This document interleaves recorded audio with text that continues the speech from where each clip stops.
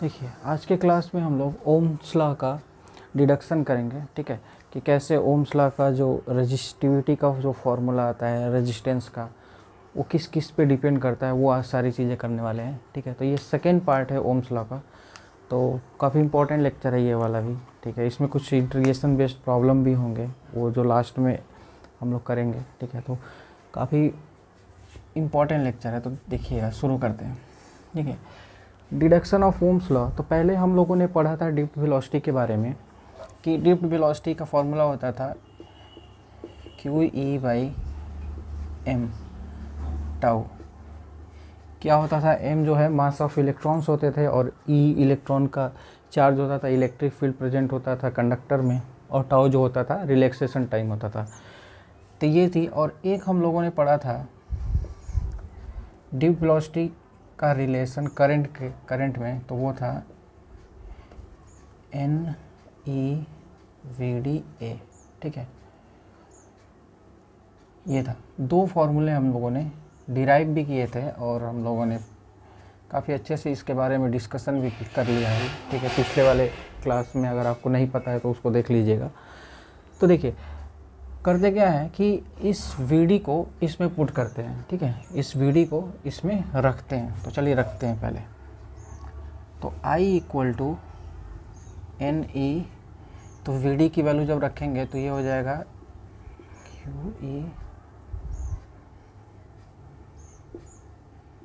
QEm tau.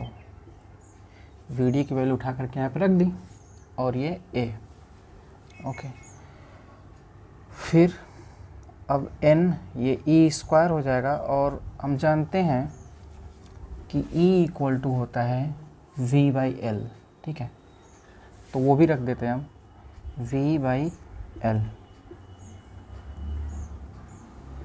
L A tau, ठीक है। तो ये सारी चीज़ें मेरे पास आ गई आई, ठीक है। कर क्या रहे हैं हम, इसको हम किसी तरीके से V = IR के फॉर्म में लाना चाहते हैं, क्योंकि इसमें देखिए I भी है, V भी है, तो जितना बचा हुआ पार्ट है वो R होगा, जितना बचा हुआ पार्ट है, ठीक है। तो देखिएगा, अब उसी के फॉर्म में करें तो V को इधर रख रहे हैं, सारी चीज़ों को इधर लेकर के आ रहे हैं, तो I as it is ML/NE², V as उधर ही रहेंगे, और A टाउ, ठीक है। और इधर बचा क्या, V, ठीक है। तो थोड़ा सा इसको अच्छे से लिख लेते हैं एक बार। तो V = यहाँ पे ये ML/NE² A टाउ, और फिर क्या है I। कुछ इस तरीके से बन गया मेरा, जो हम लोगों ने अभी ले आया था, डिराइव किया था, ठीक है। तो अब ये देखो कि थोड़ा सा इसको ऐसे लिख लेते हैं, थोड़ा सा अच्छा लगेगा। V की जगह V है, I की जगह I है, और ये पूरा जो टर्म है इसे अगर हम कंपेयर करें तो ये पूरा R होगा, ये पूरा R होगा। तो इसको R = पूरा ये जो रेजिस्टेंस है, ये पूरा रेजिस्टेंस है, तो इसको हम लिख लेते हैं। R की वैल्यमेरे पास जो अब जो आई है, R = ML/NE²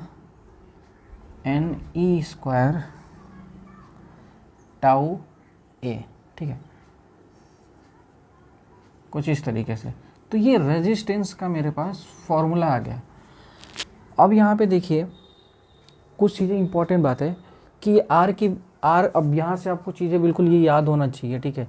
फार्मूला ही डायरेक्ट क्वेश्चन में पूछ देते हैं, तो डायरेक्ट आपको फार्मूला पूछ देंगे, तो ये आपको याद होना चाहिए, ठीक है। तो देखिए याद करने का बहुत आसान तरीका है कि हम लोग जानते हैं कि R = जो होता है वो ρL/A होता है, ठीक है। तो देखिए ये L है और ये A है, तो एक्चुअल में ये जो इतना वाला जो पार्ट है ना, ये L और A को छोड़ करके वो क्या है, रजिस्टिविटी है, वो रो है। तो रो को हम लिख सकते हैं यहाँ पे M/NE² टाउ। ये मेरे पास जो आया रजिस्टिविटी का फॉर्मूला आ गया, और वो जो हो गया रेजिस्टेंस का फॉर्मूला हो गया, ठीक है।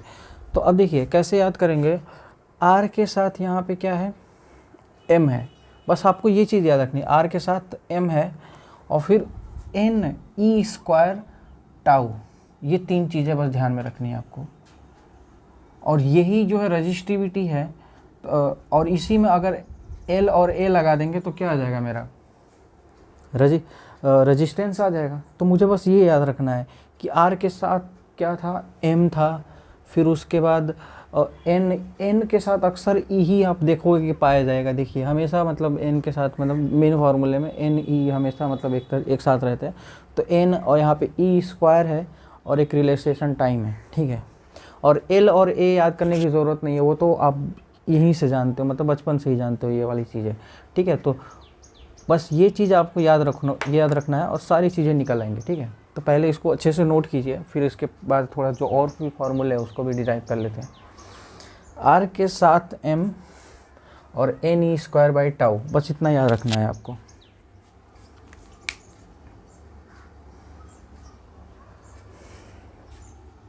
नोट कर लीजिए।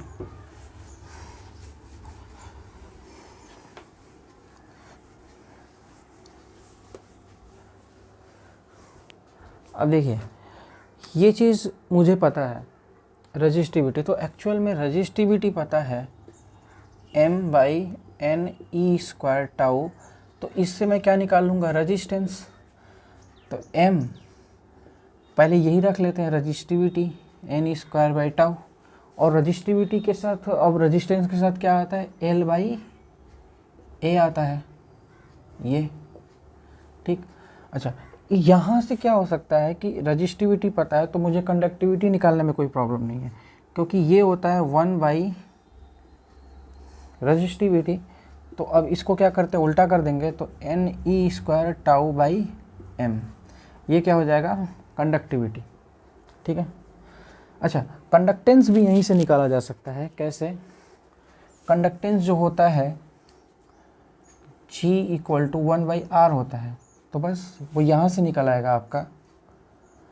बस G इक्वल टू आर को क्या करते हैं, पलट देते हैं, तो जो नीचे है वो E square by tau A I M L, ये हो जाएगा। तो सारे फार्मूले बहुत इजी है, मतलब ये बस याद रखना है आपको, M N E square by tau, फिर उसके बाद एल और ए लगा देंगे तो वो आ जाएगा, ठीक है। बहुत आसान सी चीज़ है, ठीक है।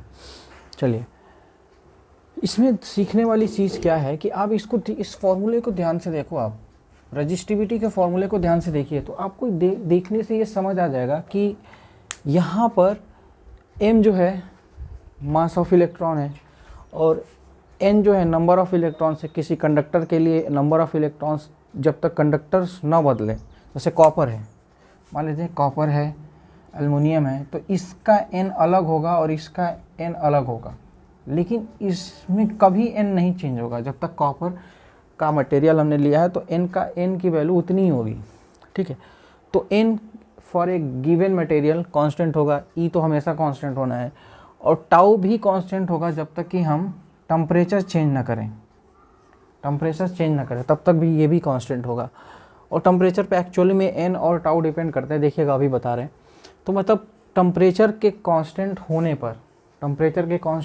पर ये सारे वैल्यू कांस्टेंट होगी, ठीक है। और टेम्परेचर भी कांस्टेंट होना चाहिए और साथ में रजिस्टिविटी और साथ में मटेरियल भी सेम होना चाहिए, तो ये वैल्यू पूरी की पूरी कांस्टेंट हो गई। तो फॉर द गिवन मटेरियल और टेम्परेचर कांस्टेंट के लिए रजिस्टिविटी हमेशा क्या होती है, कांस्टेंट होती है। ये बात मुझे समझ आ रही है यहाँ से, ठीक है।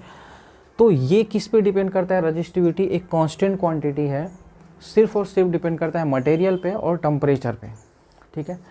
लेकिन यहाँ पे जो रेजिस्टेंस दिया हुआ है वो आप देखो कि L और A पे भी डिपेंड करता है, तो यानी कि डायमेंशन पे भी डिपेंड करता है, मटेरियल पे भी डिपेंड करता है और साथ में टेम्परेचर पे भी डिपेंड करता है। तो 3 चीज़ों पे डिपेंड कर रहा है ये, ठीक है। और ये मैंने पहले ही आपको डिस्कस करके बता चुके हैं हम ये, ठीक है। तो इतनी चीज़ें हो गई। अब आते हैं इसमें एक इम्पॉर्टेंट बात, जो टेम्परेचर पे कैसे डिपेंड करता है, तो फिर क्या क्या होता है देखिएगा ज़रा।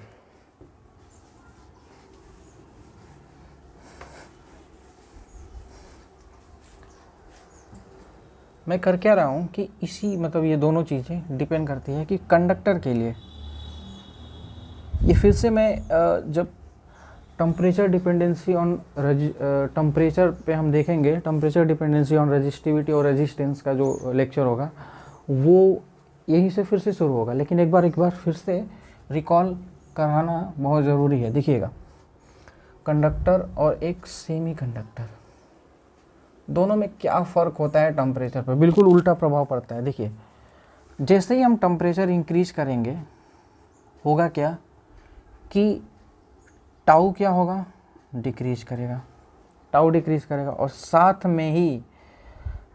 में ही एन की वैल्यू भी क्या करेगी, इंक्रीज करेगी। कैसे इंक्रीज करेगी? मतलब जैसे क्या है कि पॉजिटिव चार्ज है और टेम्परेचर हमने दिया, तो वो आउटर मोस्ट इलेक्ट्रॉन है वो क्या करेंगे, एनर्जी गेन करके निकल जाएंगे। तो यानी कि एन में चेंज आने वाला है, कुछ इलेक्ट्रॉन्स बाहर निकलने वाले हैं। तो देखिए, number of electrons, free electrons बढ़ेंगे टेम्परेचर बढ़ाने से, ठीक है। तो एक फैक्टर क्या कर रहा है कि टाउ क्या कर रहा है, डिक्रीज कर रहा है टेम्परेचर बढ़ाने से, और ये क्या कर रहा है, इंक्रीज कर रहा है। तो समझ नहीं आ रहा है कि इनमें से अब हम बता नहीं पाएंगे एक्चुअल में कि रजिस्टिविटी है कि बढ़ रही है कि घट रही है। क्यों? क्योंकि एक वैल्यू उसको घटा रही है और एक वैल्यू उसको बढ़ा रही है, तो हम बता नहीं पाएंगे। तो फिर देखिएगा, सुनिएगा, फॉर द कंडक्टर इन कितना भी बढ़ाओगे ना तो इन को हम कांस्टेंट मान लेते हैं। क्यों? क्योंकि हमने पहले ही आपको बहुत इस पे जोर देके समझाया था कि इन की वैल्यू ऑलरेडी बहुत ज़्यादा होती है। मैंने बताया था कि वो कितनी होती है, 10 के पावर 28 इलेक्ट्रॉन्स पर मीटर क्यूब होती है, इतने। अब इसमें कुछ टेम्परेचर हम बढ़ा भी दे तो क्या फ़र्क पड़ने वाला है, कंडक्टर में ऑलरेडी बहुत ज़्यादा इलेक्ट्रॉन है। तो हम कहते हैं कि कुछ बढ़ा नहीं है, बहुत ज़्यादा फ़र्क नहीं आया, तो एन को कांस्टेंट लेते हैं फॉर द कंडक्टर। कंडक्टर के केस में एन को कांस्टेंट लेते हैं, तो यानी कि इसका बढ़ना कोई हमारे लिए सिग्निफिकेंट वैल्यू नहीं होती है, ठीक है। तो इसको नहीं लेते हैं। तो एक्चुअल में अब यहाँ पे टाउ डिक्रीज़ किया, तो टाउ डिक्रीज़ किया तो इसका मतलब ये है कि ये डिक्रीज़ किया तो रजिस्टिविटी क्या करी, इंक्रीज करी। तो अब रजिस्टिविटी इंक्रीज करी यानी कि ये वैल्यू इंक्रीज करी तो रेजिस्टेंस भी इंक्रीज करेगा, एक्चुअल में ये है। तो टेम्परेचर इंक्रीज करने पर रेजिस्टेंस क्या होता है, कंडक्टर का इंक्रीज होता है। ये कई बार बता चुके हैं और फिर से ये मैंने एक बार बता दिया और फिर से एक बार और बताएंगे, ठीक है, जब टेम्परेचर वाला लेक्चर हम लोग पढ़ेंगे, ठीक है। लेकिन अब देखिए, यहाँ पर सेमीकंडक्टर में ऐसा कुछ भी नहीं होता। देखिए, इसमें क्या होते हैं कि बहुत सेमीकंडक्टर में फ्री इलेक्ट्रॉन बहुत ज़्यादा नहीं होते हैं, और इसमें क्या होता है कि टेम्परेचर बढ़ाने पर, जैसे हमने टेम्परेचर बढ़ाया, यहाँ पर क्या होगा कि टाउ क्या होगा, डिक्रीज करेगा, ये तो मुझे पता ही है। साथ में एन की वैल्यू भी इंक्रीज करेगी। तो अब इन दोनों में क्या फ़र्क पड़ता है? तो अब देखिए, यहाँ पर एन की वैल्यू डोमिनेट करती है। मतलब सेमीकंडक्टर जब आप पढ़ेंगे तो आपको समझ आएगा कि टेम्परेचर इंक्रीज कराने पे उसके कोवैलेंस बॉन्ड टूटने लगते हैं सेमीकंडक्टर्स में, और कोवैलेंट बॉन्ड्स टूटेंगे तो फिर ज़्यादा नंबर ऑफ इलेक्ट्रॉन्स निकलेंगे, तो नंबर ऑफ होल्स भी इंक्रीज करेंगे और नंबर ऑफ इलेक्ट्रॉन्स भी इंक्रीज करते हैं। तो यहाँ पर सिग्निफिकेंट वैल्यू होती है, मतलब एन यहाँ पे डोमिनेट करता है, टाउ यहाँ पे डोमिनेट नहीं करता है, ठीक है, ध्यान रखिएगा। तो टाउ डोमिनेट नहीं करता है, यहाँ पे एन क्या करता है, डोमिनेट करता है।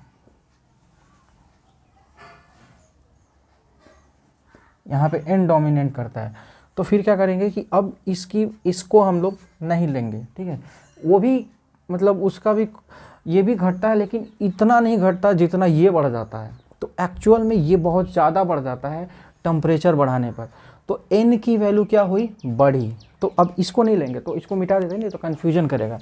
तो मुझे एन की वैल्यू पे बस कंसंट्रेट करना है। यहाँ पे कंसंट्रेट ऑन एन वैल्यू, और यहाँ पे कंसंट्रेट ऑन, यहाँ पे टाउ मतलब यहाँ पे डिसाइड कर रहा है, और यहाँ पर क्या डिसाइड कर रहा है, एन डिसाइड कर रहा है, ये ध्यान रखिए।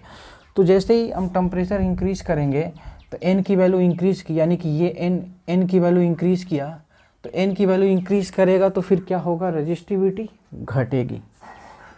तो रजिस्टिविटी घटेगी तो रेजिस्टेंस भी क्या होगा, घटेगा। तो यानी कि टेम्परेचर बढ़ाने पर रेजिस्टेंस क्या होता है, घटता है सेमीकंडक्टर में, लेकिन यहाँ पर टेम्परेचर बढ़ाने पर रेजिस्टेंस क्या होता है, इंक्रीज होता है कंडक्टर के केस में, ड्यू टू द और यहाँ पे क्या रिलैक्सेशन टाइम का घटना रीजन है और यहाँ पर नंबर ऑफ इलेक्ट्रॉन्स का बढ़ना रीजन है। तो दोनों का रीजन अलग है, ठीक है। लेकिन यहाँ पे क्या हो रहा है, रेजिस्टेंस घट रहा है, यहाँ पे बढ़ रहा है। और यहाँ पे घटने का मतलब है कि फ्री इलेक्ट्रॉन्स सेमीकंडक्टर्स में बढ़ जा रहे हैं और यहाँ पे फ्री इलेक्ट्रॉन्स ऑलरेडी हैं, बस कोलिजन्स बढ़ जा रहे हैं, नंबर ऑफ कोलिजन्स बढ़ जा रहे हैं, तो हीट ज़्यादा प्रोड्यूस हो रही है। तो इसका मतलब कि रेजिस्टेंस इंक्रीज कर जा रहा है, ठीक है। ये चीज़ मुझे बतानी थी और फिर से मैं बताऊंगा वहाँ पे, काफ़ी कई बार रिवाइज हो जाएगा, ये आपको पूरी तरीके से रट जाएगा। अब नोट कर लीजिएगा।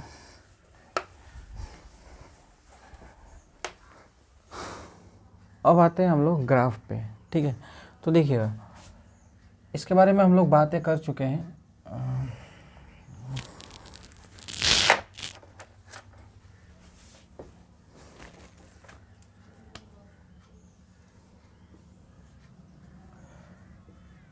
ये V है और ये I है, ठीक है। तो V इक्वल टू, इस पे हम बात कर रहे हैं, तो इसका क्या होता है ग्राफ, कुछ इस तरीके से होता है। क्यों, y is equal to M X type का, ठीक है। x की जगह पे I है, m की जगह पे, तो इसका जो ये जो देगा थीटा, स्लोप जो होगा ये r होगा,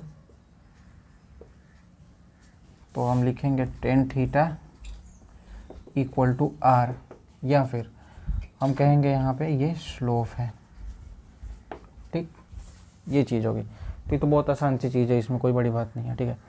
अगर इसी में फिर, अब ये बिल्कुल आसान चीज़ें हैं। अब मैं क्या करता हूँ कि ये चीज़ नोट कर लो, चलो कोई बात नहीं, यहाँ बता देते हैं।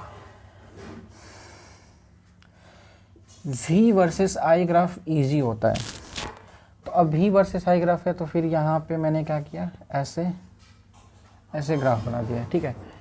और ये मैंने इसको मान लेते हैं, इसको 1 नाम दिया और इसको 2 नाम दिया, ठीक। और इसको लेट सपोज दैट थीटा, और इसको थीटा 1 और इसको थीटा 2, ठीक। तो मैंने पूछा कि बताइए T1 टेम्परेचर में से और T1 टेम्परेचर और T2 टेम्परेचर में से कौन ज़्यादा है और कौन कम है, ठीक है।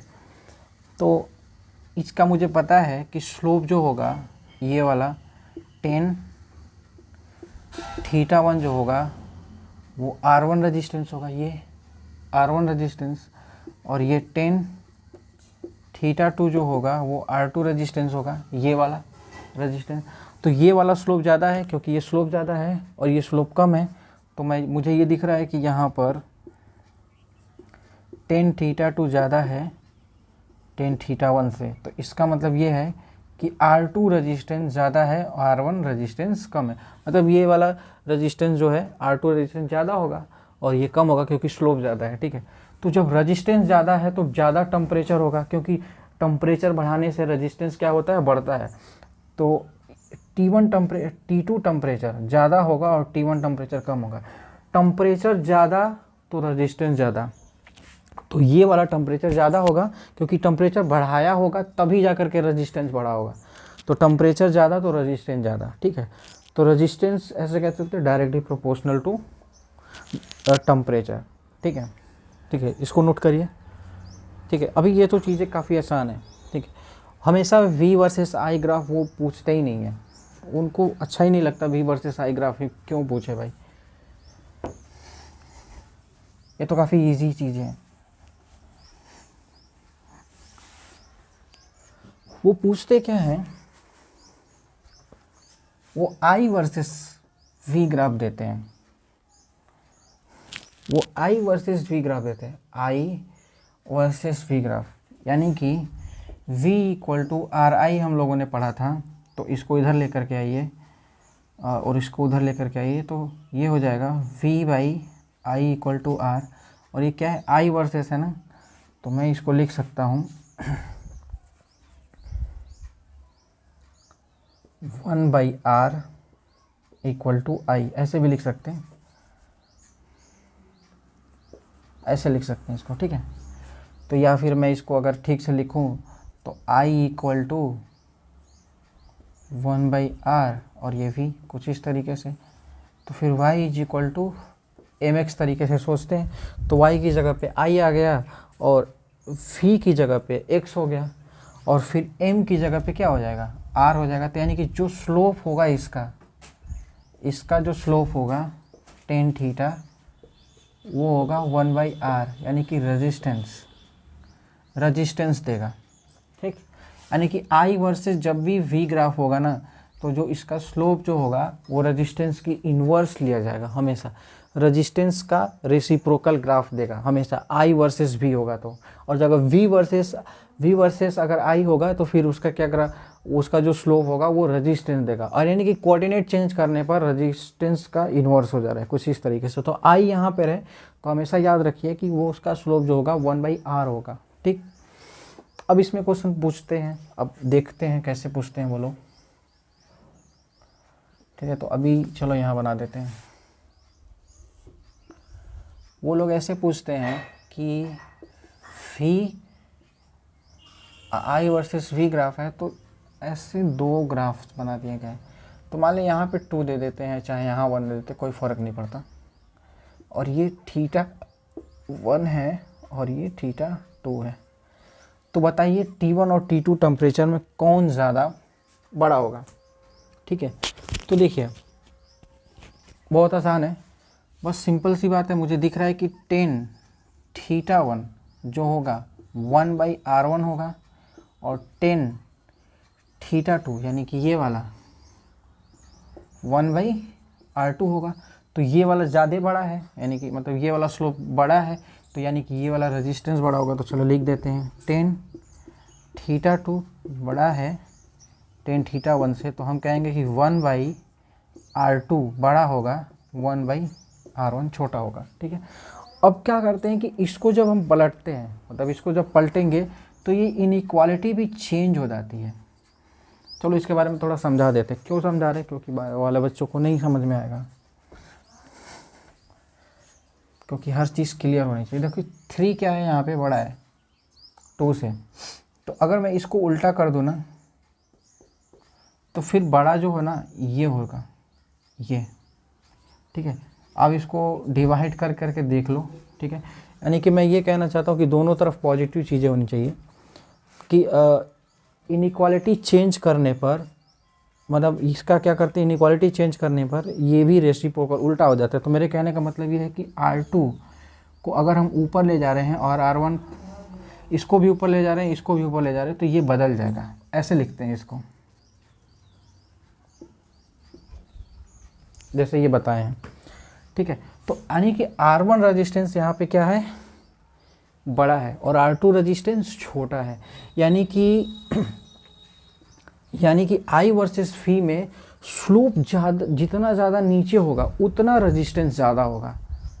स्लोप जितना ज़्यादा नीचे होगा उतना रेजिस्टेंस ज़्यादा होगा। तो इसका मतलब ये है कि यहाँ पे अब टेम्परेचर उन्होंने पूछा था, तो T1 टेम्परेचर क्या होगा, ज़्यादा होगा, और T2 टेम्परेचर क्या होगा, कम होगा। T2 टेम्परेचर यानी कि ज़्यादा रेजिस्टेंस तो ज़्यादा टेम्परेचर। ठीक है, ये ठीक है। अब बस इतना ध्यान रखिएगा कि इस पे आप समझ आ रहा है कि I वर्सेस V ग्राफ में जितना स्लोप नीचे होगा उतना रेजिस्टेंस कम होगा। ठीक है, क्यों, स्लोप जितना कम होगा, क्योंकि ये क्या है 1/r1 है और ये क्या है 1/r2 है। ठीक है, तो R1 रेजिस्टेंस क्या है, ज़्यादा है, तो R1 रेजिस्टेंस ज़्यादा है तो 1/r उसका क्या हो जाएगा, कम हो जाएगा। बहुत आसान है। ठीक, इसको ठीक से नोट कीजिए, फिर आगे चलते हैं। 3 वाला भी करा दे क्या, चलो कोई बात नहीं, करा देते हैं। जैसे मान लीजिए ये V वर्सेस I है ना, I वर्सेस V है, तो ऐसे 3 बना देते हैं। ठीक है, तो चलो कहीं से मान लेते हैं, ये 1 है, ये 2 है और ये 3 है। ठीक है, तो मैंने कहा था कि जितना स्लोप नीचे होगा उसका रेजिस्टेंस उतना ज़्यादा होगा, क्योंकि I वर्सेस V ग्राफ में। तो कुछ नहीं, मैं डायरेक्ट कर दे रहा हूँ। R1 रेजिस्टेंस सबसे ज़्यादा, R2 रेजिस्टेंस उससे कम और R3 रेजिस्टेंस सबसे कम। तो यानी कि टेम्परेचर T1, टेम्परेचर T2 और टेम्परेचर T3। सिंपल, 3 का 4 बना दे, 5 बना दे, कोई फ़र्क नहीं पड़ता, ऐसा हो जाएगा।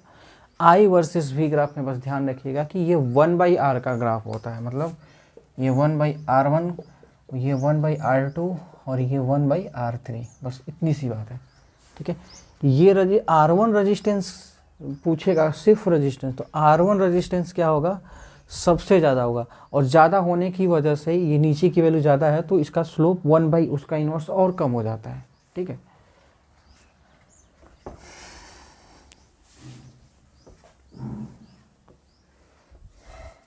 अब इसी में एक अच्छा क्वेश्चन पूछा जाता है, देखिएगा कैसे। इसका तो रिजल्ट आपको बिल्कुल याद होना चाहिए। ठीक है, मतलब आपको ये बिल्कुल याद होना चाहिए। ठीक है, देखिएगा कि ये मान लेते हैं, वो पूछते हैं ऐसे दो बना देते हैं और ये यहाँ पर v वर्सेस i में, और यहाँ से ये थीटा दे देते हैं और यहाँ से भी थीटा। ठीक, कुछ इस तरीके से, और आपसे पूछते हैं कि T1 और T2 टेम्परेचर में डिफरेंस बताइए। मतलब आपको क्वेश्चन में ये पूछा जाता है कि T2 माइनस T1 किसके प्रोपोर्शनल होगा, ये क्वेश्चन में पूछा जाता है। ठीक है, T2 पहले ये तो दे दे, T1 ये मान लेते हैं, ये T1 है और ये T2 है। ठीक, इस तरीके से क्वेश्चन में दिया है और पूछ रहा है कि T2 माइनस T1 किसके प्रोपोर्शनल है। तो थोड़ी सी इसमें ट्रिग्नोमेट्री लगेगी, सिंपल सी बात है, सिंपल ट्रिग्नोमेट्री लगेगी आपको। बस वो फार्मूला मैं बता देता हूँ कौन सा, cos square theta minus sine square theta, ये होता है कॉस 2 थीटा के बराबर, ये एक फार्मूला लगेगा, और ये होगा 2 साइन थीटा और कॉस थीटा, ये सभी जानते हैं। आपको नहीं पता है तो मैंने इस वजह से लिख दिया, ये अगर भूल गए हो तो, साइन 2 थीटा। ठीक है, यही दो फार्मूला इसमें यूज होगा। ठीक है, देखने में बड़ा आसान क्वेश्चन लग रहा है ना। T2 minus T1 directly proportional, इसका रिजल्ट बिल्कुल याद रखिएगा। ठीक है, चलिए सॉल्व करते हैं।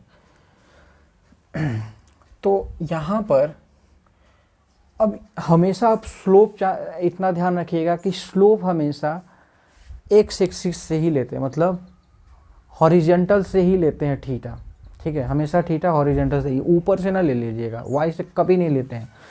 तो ये तो मुझे समझ आ रहा है कि यहाँ से अगर ये R1 रेजिस्टेंस है, अच्छा ये क्या है, V वर्सेस I ग्राफ है, I वर्सेस V ग्राफ नहीं है, तो ये 1/R नहीं होगा, डायरेक्टली प्रोपोर्शनल, तो ये सीधा R1 ही होगा, V वर्सेस I ग्राफ है। तो मैं कहूँगा कि ये R1 है और ये क्या है, R2 है। ठीक है, कोई बात नहीं, तो चलो लिख लेते हैं। यहाँ पे tan थीटा, इसका पहले वाले का लिख रहे हैं, ये R1 होगा, और दूसरे वाले का यहाँ से लेना है, मुझे पता है। तो ये एंगल कितना होगा, ये पूरा जो है 90 है, तो 90 में से थीटा घटा देंगे, तो ये जो होगा मेरे पास 90 माइनस थीटा होगा, ये वाला। ठीक, तो अब इसका लिखेंगे 10 90 minus theta, 90 minus theta R2 होगा। इसको हम लिख सकते हैं cot theta equal to R2। 90 पे 10 का कॉट हो जाता है और ये फर्स्ट कोऑर्डिनेट में है, तो इस वजह से इसको पॉजिटिव लेंगे। ठीक, ये सारी बेसिक ट्रिग्नोमेट्री है, आपको आनी चाहिए ही है, इसीलिए बेसिक क्लास कहते हैं कि मैथमेटिक्स का पढ़ लेना चाहिए। तो इक्वेशन फर्स्ट और इक्वेशन सेकंड। अच्छा, ये मैं कहता हूँ कि जो ये डायरेक्टली प्रोपोर्शनल किसके हैं, T1 टेम्परेचर के, और ये मैं कहता हूँ कि ये डायरेक्टली किसके प्रोपोर्शनल है, T2 टेम्परेचर के, है कि नहीं। तो मैं कहूँगा कि यहाँ पर T2 माइनस T1 लिखने जा रहा हूँ, तो इसका मतलब मैं लिखूँगा कि cot directly proportional to cot theta minus tan theta, यही बोलेंगे, क्योंकि ये T1 यहाँ पे क्या है, T2 कॉट थीटा और ये T1 जो है टेन थीटा, मतलब टेम्परेचर का डिफरेंस किया तो उनके प्रोपोर्शनलिटी का भी डिफरेंस हो जाएगा। ठीक है, ये तो बहुत आसान सी बात है। फिर अब इसको क्या करना है, मुझे सॉल्व करना है। तो देखिएगा यहाँ पे कॉट थीटा को इसको लिखते हैं कॉस थीटा बटा साइन थीटा, इसके कॉट थीटा को, फिर इसको लिखते हैं हम लोग, ये तो पता ही होगा, साइन थीटा बटा कॉस थीटा। ठीक है, डायरेक्टली प्रोपोर्शनल दोनों का, एलसीएम ले लेते हैं, साइन थीटा कॉस थीटा दोनों को मल्टीप्लाई, तो ये इससे कैंसिल आउट होगा तो इससे मल्टीप्लाई होगा तो कॉस स्क्वायर थीटा माइनस, फिर ये इससे कैंसिल आउट होगा तो साइन बचेगा, साइन से साइन मल्टीप्लाई होगा तो साइन स्क्वायर थीटा ये होगा। और मैंने आपको पहले ही बताया है कि ये कॉस 2 थीटा होता है, तो चलो लिख लेते हैं, ये होगा कॉस 2 थीटा, ठीक। और ऊपर नीचे 2 से मल्टीप्लाई कर देते हैं तो ये मेरा बन जाएगा साइन 2 थीटा, और ऊपर 2 है अभी ये वाला, तो ये हो जाएगा sine 2 theta, sine 2 theta. I hope आपको दिख रहा होगा ये, ठीक है। तो अब यहाँ पे लिख लेते हैं T2 माइनस T1 जो है, अब ये बन गया मेरे पास डायरेक्टली प्रोपोर्शनल टू 2। अब ये देखिए cos 2 थीटा sin 2 थीटा होता है cot 2 थीटा, cot 2 थीटा, ठीक। अब ये 2 को हटा देते हैं क्योंकि कोई फ़र्क नहीं पड़ता, क्योंकि वो प्रोपोर्शनलिटी हम लोग लगाए ना, तो वो तो कांस्टेंट वैल्यू है, तो cot 2 थीटा, तो cot 2 थीटा के ये प्रोपोर्शनल है। तो आंसर मेरे पास आया कि ये यहाँ पे जो आंसर मेरे पास आया cot 2 थीटा के प्रोपोर्शनल है। मैं तो कहता हूँ ये रिजल्ट ही आप याद कर लो, ठीक है। लोग कहते हैं कि मतलब याद नहीं करना चाहिए फिजिक्स को, ठीक है, आप पूरा उसका कॉन्सेप्ट पूरा याद हो, और आपको उस तरीके से फिजिक्स नीट के लिए तैयार करना, चाहे किसी भी कॉम्पिटिशन्स के लिए और जेई के लिए भी, जो आप क्वेश्चंस कराए जाते हैं क्लास में ना, वो पूरा आपको रिजल्ट याद होना चाहिए। मतलब आपको 45 क्वेश्चन में से 30 तो ऐसे ही मिल जाएंगे कि मतलब 30 चलो मैं नहीं मानता, चलो 20 तो ऐसे मिल जाएंगे कि पेन भी उठाना नहीं पड़ता, ऐसे ही वो आपको याद रहते हैं, पहले से किए हुए रहते हैं। और जो और बाकी जो होते हैं वो उसी कॉन्सेप्ट पे बेस्ड होते हैं, थोड़ा बहुत कैलकुलेशन में वो भी सॉल्व हो जाते हैं। बस 3 ही 4 ऐसे होंगे जो थोड़ा लंबा होगा, मतलब थोड़ा परेशान कर सकता है, लेकिन वो भी सॉल्व हो जाता है क्योंकि लेवल हम लोग ऊपर ही लेकर के पढ़ेंगे, उससे ऊपर ही जाएंगे। तो ये रिजल्ट्स मैं तो कहता हूँ कि T2 minus T1 cot 2 theta आप याद ही कर लो, ठीक है। आप इसको कई बार जब करोगे ना तो याद ही कर लेना, याद ही हो जाना चाहिए आपको, ठीक है। ये काफ़ी कई बुक्स में ये क्वेश्चंस है, काफ़ी फेमस क्वेश्चन है, इस वजह से इसको भी और इम्पॉर्टेंट भी है, ठीक है। तो इसको नोट करिए।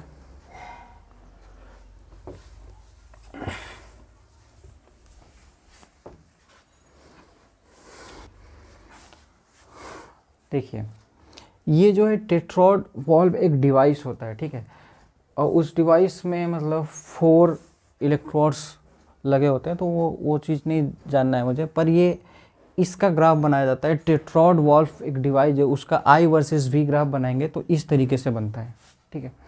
तो इस ग्राफ को देखिए कैसे, मतलब इसमें आखिर इसको बनाए क्यों है, क्यों इसको मैंने लिया, इसके बारे में डिस्कशन करने वाले हैं। 3 चीज़ डिस्कशन करेंगे, काफ़ी इंपॉर्टेंट होगा, देखिएगा ध्यान से। अब देखो पहले रीजन में मान लेते हैं ये A है, ऐसे A है और ये B है। यहाँ पे अगर आप स्लोप ड्रॉ करेंगे ना तो किसी भी पॉइंट पे तो वो पॉजिटिव होगा, मतलब इस तरीके से होगा, पॉजिटिव साइड होगा, टेन थीटा पॉजिटिव होगा तो स्लोप पॉजिटिव होगा। तो स्लोप पॉजिटिव होगा यानी कि अगर मैंने यहाँ पे एक कोई ऐसे ही बना दिया, ऐसे मान लीजिए ऐसे, तो यहाँ पे मान लेते हैं यहाँ पे रेजिस्टेंस कुछ R, क्योंकि इसका स्लोप जो होगा 1/r देगा, तो 1/r होगा, वो होगा पॉजिटिव होगा। तो कहने का मतलब ये है कि जब 1/r पॉजिटिव है, इसका मतलब ये है कि रेजिस्टेंस क्या है, पॉजिटिव है। इसका मतलब ये है, सिंपल सी बात है, रेजिस्टेंस पॉजिटिव है। तो जब रेजिस्टेंस पॉजिटिव होता है ना, तो आप देखो यहाँ पे ध्यान से देखिए, इसको हल्के में बिल्कुल मत लेना, बहुत गौर से सुनिएगा मेरी बात को, कि जब वोल्टेज बढ़ाया तो क्या हुआ, करंट भी बढ़ा, जब वोल्टेज बढ़ाया तो करंट बढ़ा। तो इसका मतलब ये है कि रेजिस्टेंस पॉजिटिव का मतलब ये है कि वोल्टेज बढ़ाने पर करंट भी बढ़ता है, इसका मतलब ये है। अब देखो ना, जब रेजिस्टेंस पॉजिटिव होगा तो ऐसा होगा, ठीक है। अब दूसरी चीज़ है, यहाँ पर क्या हो रहा है, इस वाले पॉइंट पर, ये काफ़ी इंपॉर्टेंट और क्रिटिकल पॉइंट है। ये वाला जो पॉइंट है, ये वाला, लेट्स सपोज डैट इसको कुछ नाम दे देते हैं, लेट दैट पी पॉइंट, तो इस पी पॉइंट पे 1/r क्या हो रहा है, 0 हो रहा है। 1/r 0 हो रहा है, इसका मतलब ये है कि 1/r 0 हो रहा है, तो इसका मतलब ये है कि रेजिस्टेंस क्या हो रहा होगा, इन्फानाइट। क्योंकि ये कोई वैल्यू जो होती है 0 तभी होती है जब कोई वैल्यू अगर इन्वर्स में 0 है तो नीचे वाला इन्फानाइट होता है, ये मैथ का रूल है, ठीक है। तो नीचे वाली इन्फानाइट वैल्यू, तो नीचे वाली इन्फानाइट यानी कि रेजिस्टेंस इन्फानाइट है यहाँ पे, यानी कि मैं कह सकता हूँ कि पी पॉइंट पे रेजिस्टेंस क्या है, इन्फानाइट है। तो पी पॉइंट पे रेजिस्टेंस इन्फानाइट है, तो इसका मतलब ये है कि आप देखो जहाँ पे रेजिस्टेंस, आप अच्छा रेजिस्टेंस इन्फानाइट का मतलब आप खुद सोचो, कोई एक मटेरियल है उसका रेजिस्टेंस इन्फानाइट है, तो ऐसा दिमाग में आता है कि कोई सा भी मटेरियल है अगर इसका रेजिस्टेंस इन्फानाइट है तो इसमें करंट जाएगा ही नहीं, करंट 0 होगा। क्यों? क्योंकि बहुत ज़्यादा रुकावट है ना, दिमाग में आता है ऐसा कि ऐसा हो। पर ये ऐसा डिवाइस है, स्टेट्रोड वॉल्व जो है, यहाँ पर कुछ वैल्यू है करंट की, रेजिस्टेंस इन्फानाइट है भले से, कोई फ़र्क नहीं पड़ता, पर कुछ तो है यहाँ पे करें। यहाँ पे I0 ले लेते हैं और यहाँ पर V0 वोल्टेज ले लेते हैं, तो वहाँ पर कुछ है, यानी कि यहाँ पर I0 इक्वल टू 0 और V0 इक्वल टू 0, यानी कि कुछ करंट की वैल्यू है वहाँ पर। यानी कि रेजिस्टेंस इन्फानाइट का मतलब ये नहीं है कि करंट 0 होगा, उस करंट 0 होगा वोल्टेज 0 होगा, नहीं, वहाँ पर करंट हो सकता है, वोल्टेज भी हो सकता है। और ये कैसे समझ आया और कौन सा डिवाइस मुझे बताता है, टेट्रायड वॉल्व में ये बताता है। तो ये मिथ बिल्कुल भी ख़त्म हो जाना चाहिए कि रेजिस्टेंस इन्फानाइट है तो करंट 0 होगा, नहीं, ऐसा नहीं होगा। तो इस वजह से ये इंपॉर्टेंट ग्राफ है, ठीक है। अब जैसे ही इस वाले पोर्शन पे पहुंचते हैं, अब यहाँ पे थर्ड वाला जो रीज़न है ये भी इम्पॉर्टेंट है। तो ये वाला जो रीज़न है, ये वाला, तो इसमें क्या है कि 1/r, अब यहाँ पे क्या है, 1/r क्या है, निगेटिव है। क्यों निगेटिव? क्योंकि स्लोप इस तरीके से है, ऐसे है स्लोप ऐसे बनेगा, तो यहाँ पे जो स्लोप बनेगा ये निगेटिव स्लोप है। तो निगेटिव स्लोप है यानी कि स्लोप जो है यहाँ पे 1/r ही तो स्लोप है, तो ये क्या होगा, लेस देन 0 होगा, यानी कि निगेटिव होगा, यानी कि ये निगेटिव है, तो यानी कि रेजिस्टेंस निगेटिव होगा, नीचे वाली वैल्यू निगेटिव होगी तभी तो निगेटिव है। तो मैं कहूँगा यहाँ पे R भी क्या है, निगेटिव है। तो R निगेटिव है, तो इसका मतलब ये है कि R निगेटिव होने का मतलब ये है, अब ध्यान से सुनिएगा, कि जैसे अब इस रीजन में देखो कि मैंने वोल्टेज, यहाँ पे कुछ वोल्टेज है तो वोल्टेज थोड़ा सा बढ़ाया तो करंट घटने लगा। तो जैसे जैसे आगे बढ़ रहे हैं वोल्टेज तो बढ़ रहा है, लेकिन करंट की वैल्यू क्या हो रही है, डिक्रीज कर रही है। तो इसका मतलब ये है कि रेजिस्टेंस निगेटिव होने का मतलब ये है कि एक वैल्यू को बढ़ाएंगे तो दूसरी वैल्यू घटेगी। लेकिन इस केस में जो दिख रहा है मुझे, इस केस में वोल्टेज बढ़ाने पर क्या हो रहा है, करंट क्या हो रहा है, डिक्रीज कर रहा है। ये भी हो सकता है कि करंट बढ़ाने पर वोल्टेज डिक्रीज करे, क्योंकि अगर मैं ये इसको बदल दूं, अगर V यहाँ हो जाए और ये I हो जाए, लेकिन मतलब वो अभी नहीं बना रहे, क्योंकि इसके लिए हम बना रहे हैं टेट्रायड वाल्व के लिए, कि वोल्टेज बढ़ाने पर करंट घटता है जब रेजिस्टेंस क्या होता है, निगेटिव होता है, तो ठीक है, एक वैल्यू बढ़ाने पर दूसरी वैल्यू घटेगी, ठीक है। तो अब 3 चीज़ें मेरे पास इंपॉर्टेंट आ गई यहाँ पे। इस ग्राफ से मुझे यही समझाना था कि अगर रेजिस्टेंस पॉजिटिव है तो वोल्टेज बढ़ाने पे करंट बढ़ेगा, और एक्चुअल में यही ओम्स लॉ है, यहाँ तक ओम्स लॉ वैलिड कर रहा है। ओम्स लॉ यही भी तो बोलता है कि वोल्टेज बढ़ाने पर करंट डायरेक्टली, यानी कि V डायरेक्टली प्रोपोर्शनल टू, लिख देते हैं V directly proportional to I। तो एक्चुअल में यहाँ पे दिख रहा है स्टेट है, तो एक्चुअल में ये चीज़ है, ठीक है। तो अब यहाँ पे क्या है कि जब 0 हो जा रहा है 1/r, यानी स्लोप 0 हो जाए कि रेजिस्टेंस क्या है, इन्फानाइट, तो इसका मतलब कतई नहीं है कि करंट 0 होगा, नहीं, वहाँ पे करंट की कुछ वैल्यू होगी, वोल्टेज की भी कुछ वैल्यू है, ठीक है। तो ये इन्फानाइट पे कुछ वैल्यू करंट और वोल्टेज की है, इसका मतलब ये है कि करंट 0 नहीं है, ठीक है। तो ये चीज़ मुझे इंपॉर्टेंट यहाँ पर लगी, ठीक है, बताने के लिए। और फिर रेजिस्टेंस नेगेटिव है तो एक वैल्यू बढ़ती है दूसरी वैल्यू घटती है, और दिख रहा है यहाँ पे कि वोल्टेज बढ़ाने पर करंट घट रहा है। ठीक है, तो ये तीनों चीज़ें इंपॉर्टेंट थी यहाँ से इसको समझाना। ठीक है, बिल्कुल दिमाग में इसको फिक्स कर लीजिएगा, बिल्कुल नोट कर लीजिए इसको।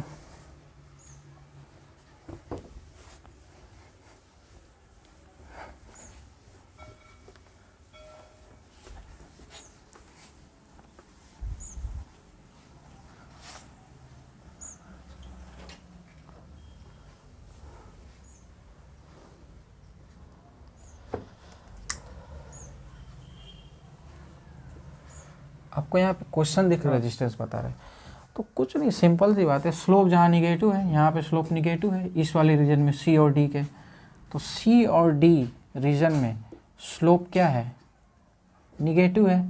स्लोप निगेटिव है यानी कि वहाँ पे 1/r निगेटिव होगा, सिंपल। तो वहाँ पे r निगेटिव होगा तो इसका मतलब रेजिस्टेंस क्या होगा, निगेटिव होगा। सिंपल, बहुत ही आसान है। सी और डी वाले रीजन में रेजिस्टेंस निगेटिव होगा, इसका सिग्निफिकेंट तो मैंने पहले ही बता दिया है। ठीक,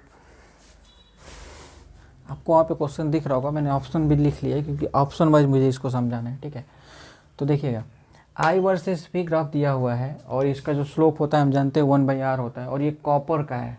ठीक है, तो पहला ऑप्शन में ये दिया हुआ है, मैंने लिखा हुआ है कि more if the experiment perform at higher temperature, मतलब डिटेल में लैंग्वेज वहाँ पे लिखी हुई है, more if the experiment at higher temperature, यानी कि पहला ये बोल रहा है कि इनमें से सही कौन है, मुझे देखना है कि स्लोप जो है ज़्यादा होगा अगर टेम्परेचर अगर ज़्यादा हो, तो इसका मतलब है पहले वाले का ये है।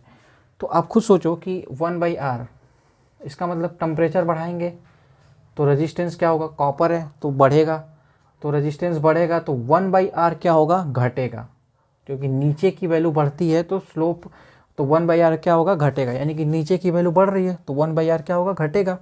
तो इसका मतलब ये है कि टेम्परेचर बढ़ाने पर इसका स्लोप कम होगा। तो जो पहला बोल रहा है कि more if the experiment at higher temperature, तो वो गलत बोल रहा है।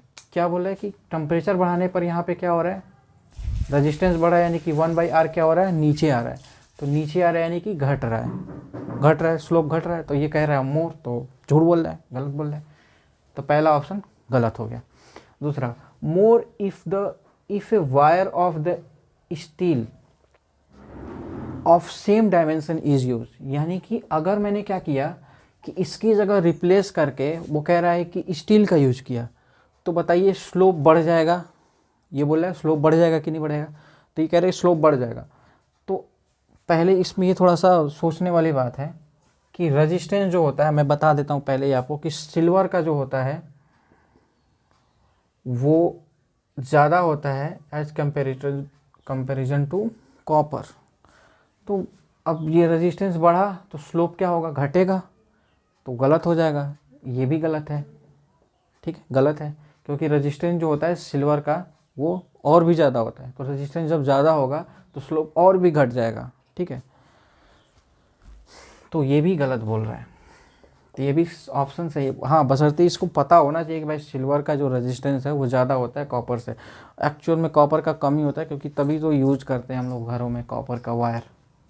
ठीक है, सिल्वर का कहाँ यूज होता है। तो अब देखना थर्ड पे आते हैं, मोर if the length of the wire is increase, यानी कि कॉपर का वायर अगर हम इंक्रीज करेंगे तो स्लोप जो होगा वो भी बढ़ेगा। तो चलो चेक कर लेते हैं भाई, सही कर रहा है कि सही बोल रहा है कि गलत बोल रहा है। देखो इसको कैसे चेक करेंगे, हम जानते हैं R इक्वल टू होता है ρl/a। चलो इसको पलट देते हैं, क्योंकि पलट देंगे तभी तो आएगा, वो आएगा a/ρl, है ना। तो यानी कि ये आया मेरे पास स्लोप जो है a/ρl, यानी इसका मतलब ये है कि ये जो पूरा स्लोप है, इस पूरे यही तो स्लोप है m, यानी कि लेंथ बढ़ाने पर स्लोप क्या होगा, घटेगा। लेंथ बढ़ाएंगे तो स्लोप घटेगा, यानी कि लेंथ बढ़ाने पर, क्योंकि लेंथ बढ़ाने पर रेजिस्टेंस क्या होगा, बढ़ेगा तो रेजिस्टेंस बढ़ेगा, यानी कि आर बढ़ेगा तो 1/r घटेगा। तो सीधा सिंपल सी बात है कि एल बढ़ाने पर स्लोप घट रहा है। यहाँ से इस एक्सप्रेशन से मुझे समझ आ रहा है कि एल बढ़ाएंगे तो स्लोप घटेगा, तो यानी कि ये वाला भी गलत हो गया। और ये क्या कह रहा है, लेस, हाँ तो ये सही कह रहा है कि एल बढ़ाने पर यानी कि एल इंक्रीज करने पर स्लोप जो होगा वो भी घटेगा। तो स्लोप घटेगा अगर एल को इंक्रीज करेंगे तो, क्यों, क्योंकि एल नीचे आ रहा है तो एल को इंक्रीज करेंगे तो स्लोप घटेगा, ऑब्वियसली बात है। क्वेश्चन बिल्कुल इजी, मतलब ग्राफ देख करके इजी था, पर इसका एनालिसिस थोड़ा सा कॉन्सेप्चुअल था, डिफ़िकल्ट भी नहीं है, कॉन्सेप्चुअल था। बस ऐसे क्वेश्चन की प्रैक्टिस होनी चाहिए आपको, ठीक है।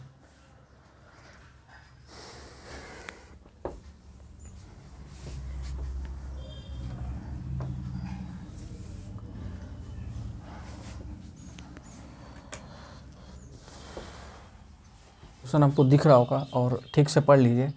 देखिए क्वेश्चन में कह रहा है कि दो मेटल प्लेट्स हैं और एक का लेंथ अगर L है तो दूसरे का 2L है, मतलब इससे 2 गुना है। क्वेश्चन में मैं क्वेश्चन समझा रहा हूँ आपको। और ये कह रहा है, उसमें एक पॉइंट दिया हुआ है कि इसकी जितनी थिकनेस है उतनी ही थिकनेस इसकी भी है। मतलब थिकनेस का मतलब है कि अभी ये सामने से आपको प्लेट दिख रही है पर इस वो प्लेट अंदर भी है, मतलब इसकी थिकनेस जो है वो बिल्कुल सेम है। मतलब अगर मैं थोड़ा सा 3D में बना करके दिखाऊं तो चलो मैं बना देता हूं, क्योंकि 3D में बनाएंगे तभी समझ में भी आएगा। तो अगर तो ये A है, तो जो इसकी ये थिकनेस है, अगर मान लेते हैं इसकी थिकनेस मान लेते हैं कुछ H है, H मान लेते हैं, चलो T मान लेते हैं, ठीक है। तो ये जो अगर T ये है तो उसकी भी T है, मतलब वो अंदर से जो वो दिख नहीं रहा है, पर मैं चलो बना देता हूँ ऐसे करके। तो ये जो T है ना, इधर भी वो भी T ही है, थिकनेस जो है इसकी T ही है। क्वेश्चन में बिल्कुल भी नहीं दिख रहा है, ये आप देख लो, क्वेश्चन में बिल्कुल भी नहीं दिख बताया है ये, मतलब ये 3D डायग्राम नहीं बताया, बस आपको प्लेट सामने से दिखा दी है। तो बताइए इन रेजिस्टेंस का रेशियो कितना होगा। तो अब करंट ऐसे फ्लो कर रहा है, क्यूबाइड में ऐसे फ्लो कर रहा है। तो मैंने क्यूबाइड का आपको पहले बहुत कई बार आपको मैंने समझाया कि कैसे निकालेंगे। तो करंट ऐसे फ्लो कर रहा है तो हम निकालेंगे RA, इस फेज से जा रहा है तो क्या लिखेंगे, रो L, ये लेंथ होगा और ये जो होगा एरिया होगा। तो ये एरिया जो हो जाएगा L into T, L into T, simple. T मानो H मानो कोई फ़र्क नहीं पड़ता ये। फिर अब यहाँ पर आ जाएंगे ये वाला, तो यहाँ पर RB लिखेंगे, रो दोनों का रो सेम है, वो बोला है कि मटेरियल सेम है, रो 2L। और ये क्या होगा, अब ये एरिया लेंगे तो 2L इंटू टी ये हो जाएगा। तो ये कैंसिल आउट हो जाएंगे, यहाँ पे ये कैंसिल आउट हो जाएगा। तो RA जो है मेरे पास रो बाई टी, और यहाँ पर RB जो है मेरे पास रो बाई टी, ये भी आया। तो दोनों सेम आ रहा है ना, तो रेशियो तो बिल्कुल 1:1 हो जाएगा, यानी कि रो बाई टी, दोनों का रजिस्टेंस सेम है, ये कैंसिल आउट हो गया। तो यानी कि 1:1 का रेशियो, RA इस टू RB इक्वल टू 1:1 का रेशियो ये होगा, ठीक है। बस इसमें ऐसे क्वेश्चंस में बस ये T नहीं दिखता है, अगर T नहीं दिखता है तभी प्रॉब्लम होती है। वही मैंने 3D में बना करके आपको T दिखा दिया, ठीक है। बस आप ये समझिए कि अभी जो क्वेश्चन कराने वाले इसके बाद भी उसमें भी वो T नहीं दिख रहा होगा, पर आपको समझा रहे हैं कि T है पीछे। मैं सामने का वो पोर्शन क्वेश्चन में दिखा देते हैं और क्वेश्चन इसी वजह से कठिन हो जाता है कि T वो दिखता नहीं है। तो बस आप दिमाग में फिक्स कर लीजिए कि ऐसे क्वेश्चंस में T हम खुद ही इमेजिन कर लेंगे कि अंदर, ये बनाना नहीं पड़ेगा आपको। हर क्वेश्चंस के लिए उसको आसान कैसे करना है ना, वो आपको पहले से ही सीखना पड़ेगा। क्वेश्चन तो देखने में डिफ़िकल्ट लगता है, पर उसको आपको आसान कैसे, जितना आसानी से आप समझ लेंगे वो उतना आसानी से आपको वो सॉल्व हो जाएगा। तो बस आपको उसको समझना है कि वो डायमेंशन किधर है ऐसे क्वेश्चंस में, ठीक है।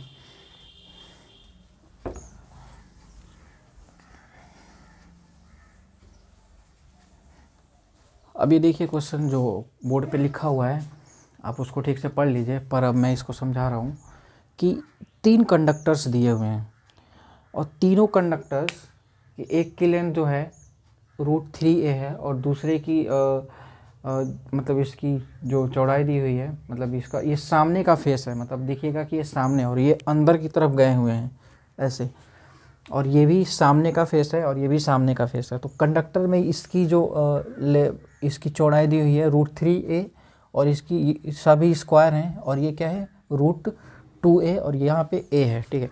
इसमें मटेरियल नहीं है, इसमें मटेरियल नहीं है, मटेरियल इस साइडेड वाले रीजन में है, मतलब यहाँ पे बस मेटल है, यहाँ पे मेटल है और ये सभी सेम मेटल है, मतलब इसका रो है, इसका भी रो है, तो इसका भी रो ही है और ये इसमें पूरे में मटेरियल है, ठीक है। और करंट ऐसे फ्लो करा रहे हैं अंदर की तरफ, तो अंदर की तरफ करंट फ्लो करा रहे हैं, तो यानी कि अंदर जो लेंथ है वो उन सभी की सेम लेंथ है, मतलब इसका भी लेंथ सेम है, इसका भी लेंथ सेम है, इसका भी लेंथ सेम है। अब वो दिख बिल्कुल भी नहीं रहा है क्वेश्चन में, और प्रॉब्लम यही है कि वो क्वेश्चन में दिख नहीं रहा है लेंथ, इसी वजह से ये क्वेश्चन थोड़ा सा इमेजिन करना मुश्किल हो जाता है। तो मैं बना देता हूँ थोड़ा सा आपको, ऐसे ही ऐसे करके ये मैं बना देता हूँ, ठीक है। अब ऐसे इमेजिन कर लो, ऐसे करके, तो ये जो लेंथ मैंने बनाई है ना ऐसे करके, और ये बनाया नहीं है, तो जो ये लेंथ L है तो इसकी भी लेंथ L ही है, सबकी लेंथ L ही है, मतलब पीछे की तरफ सेम लेंथ है और करंट इस तरीके से फ्लो कर रही है ऐसे।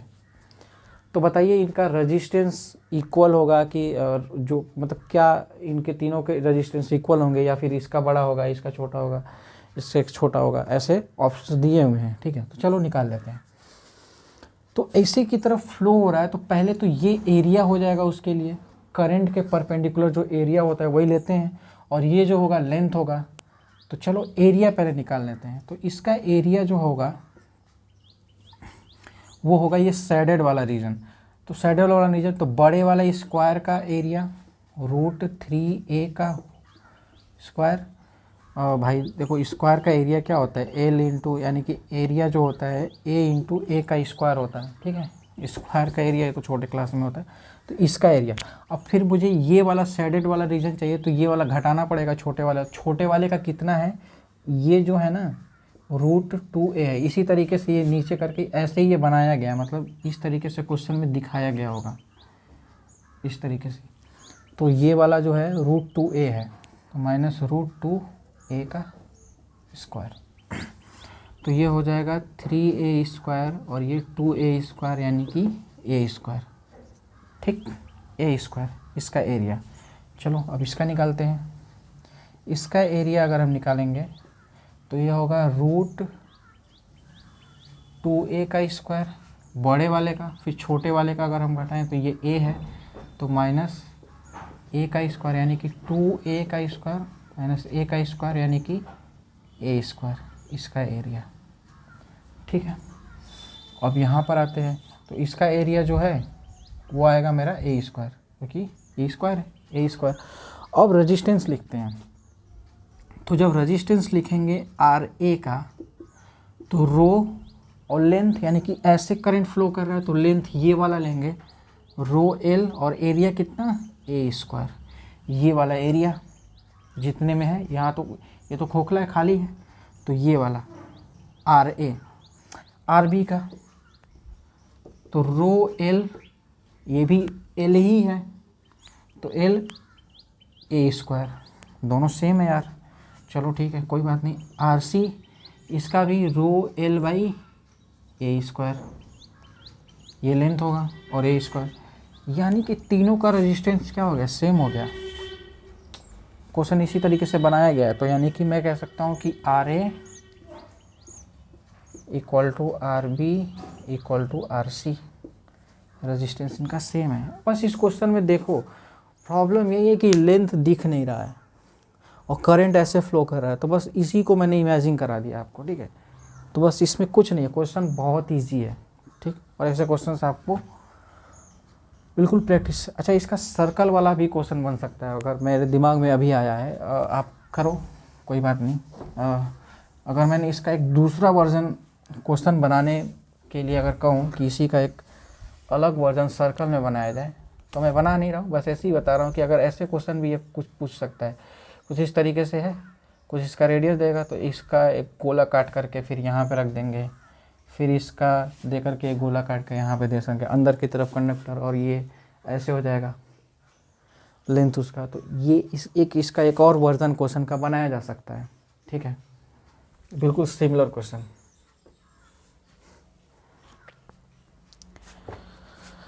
अब एक और क्वेश्चन है, देखते हैं। दिया हुआ है, वो बिल्कुल सिंपल सा क्वेश्चन है पर कर भी लेते हैं। दिया हुआ है कि G1, G2, G3 तीन कंडक्टेंस है और इनका अगर रेजिस्टेंस जो होगा R1, R2 और R3, तो इनका इक्विवेलेंट कंडक्टेंस कितना होगा, ठीक है, इक्विवेलेंट कंडक्टेंस कितना होगा। तो हम जानते हैं कि R इक्विवेलेंट इक्वल टू होता है R1 plus R2 plus R3, series में है, तो 1/G इक्विवेलेंट हो जाएगा 1/G1 1/G2 प्लस 1/G3, ठीक है। और सभी का एलसीएम ले लेते हैं, तो एलसीएम ले लेंगे तो G1, G2, G3, इसको ये कैंसिल आउट करेंगे तो यहाँ पे होगा G2, G3 प्लस ये इससे कैंसिल आउट करेंगे तो G1, G3 प्लस इससे कैंसिल आउट करेंगे तो ये G1, G2 बचेगा। अब क्या करना है, कुछ नहीं, G इक्विवेलेंट लिख लेना है मुझे, इसको पलट देंगे तो G1, G2, G3, तो G1, G2 वो लिख रहे हैं थोड़ा सा, और ये G1, G2, यहाँ पे G2 ये वाला लिख दे रहे हैं, G3 प्लस G1, G3, ठीक है, थोड़ा ऑर्डर में लिख दिए, तो ये मेरा आंसर हो जाएगा G1। बिल्कुल सिंपल सा क्वेश्चन है, बस ऐसे ही करा दिया कि ऐसे ही इस वजह से कराया क्योंकि ये देखने में जो इसका आंसर आ रहा है काफ़ी मतलब बड़ा दिख रहा है यार, तो ये क्वेश्चन जो होगा वो काफ़ी बड़ा होगा। बिल्कुल आसान क्वेश्चन है, ठीक है। अब इसके बाद जो क्वेश्चन हम लोग करने वाले हैं, अब इसके बाद वो जो क्वेश्चन है इंटीग्रेशन बेस्ड क्वेश्चन है, तो उसको पेशेंस से बिल्कुल देखिएगा। अब जो है इसके बाद शुरू कर रहे हैं हम रेजिस्टेंस का वेरिएबल वाला जितने क्वेश्चंस होते हैं वो करने वाले हैं हम लोग, ठीक है। तो चलिए इसको पहले नोट कर लीजिए।